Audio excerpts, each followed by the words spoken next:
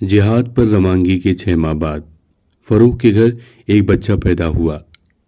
بچہ اتنا خوشرو اور روشن جبیں تھا کہ اس کو دیکھ کر ماں شوہر کی جدائی کا سارا غم بھول گئی۔ ماں نے بچے کا نام ربیہ رکھا اور اسے لائق اساتذہ کی نگرانی میں دے دیا۔ کم سنی میں ہی اس کی حرکات و سکنات سے ہوش مندی کی کرنیں پھوٹتی دکھائی دیتی تھیں۔ بہت تھوڑے ہی دنوں میں بچے نے مکمل قرآن حفظ کر لیا اور احادیث کا بھی کافی ذخیرہ یاد کر لیا۔ ماں جب بھی بچے کی علمی قابلیت میں ترقی دیکھتی اس کے اساتذہ کے انعام و اکرام میں اضافہ کر دیتی۔ وہ چاہتی تھی کہ بچہ ایسا تعلیم یافتہ اور شائستہ ہو جائے کہ باپ اگر دیکھے تو اس کی آنکھیں ٹھنڈی ہو جائیں۔ لیکن ایک مدت گزر گئی اور فروغ کی کوئی صحیح خبر اس کو نہ ملی۔ کوئی کہتا تھا کہ وہ دشمنوں کی قید میں ہے، کسی نے کہا کہ ابھی جہاد ہی میں مصروف ہے، کسی نے کہا کہ اس کی آرزوئے شہادت اللہ نے پوری کر دی۔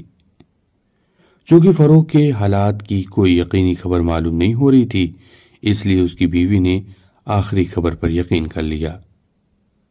غم کا ایک جھونکا دل پر ضرور اثر انداز ہوا، لیکن اللہ کی بندی اللہ ہی سے اجر و ثواب کی طلبگار بن کر بیٹھ رہی۔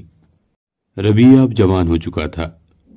چند خیر خواہوں نے ماں کو مشورہ دیا کہ بیٹے کو کوئی ہنر سکھا دے تاکہ وہ اپنا اور گھر کا خرچ چلانے کے قابل ہو سکے۔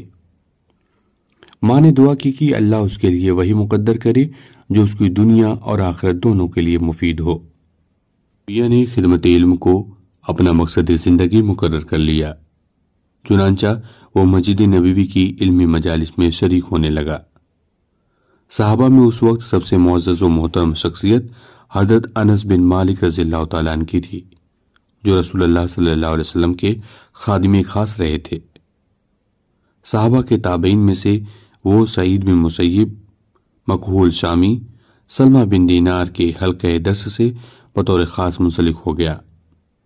تعلیم میں اس کی بے انتہا محنت اور کوشش کو دیکھتے ہوئے کوئی ترس کھا کر اگر اس سے کہتا کہ اپنے اوپر کچھ رحم کرو تو وہ جواب میں کہتا، ہم نے بزرگوں کو کہتے ہوئے سنا ہے کہ علم دین اپنا کچھ حصہ اس شرط پر تمہیں دے گا کہ تم اپنی پوری زندگی ان کے حوالے کر دو۔ تھوڑے ہی دنوں میں اس کی شہرت عام ہو گئی۔ اب تلامذہ کی ایک بھیڑ اس کی گرویدو شیدا تھی اور عوامی مقبولیت نے اس کے سر پر علمی سیادت و قیادت کا تاج رکھ دیا۔ اس کے دن کا ایک حصہ گھر کے کاموں میں گزرتا اور دوسرا حصہ مسجد نبوی صلی اللہ علیہ وسلم کے حلقات درس میں۔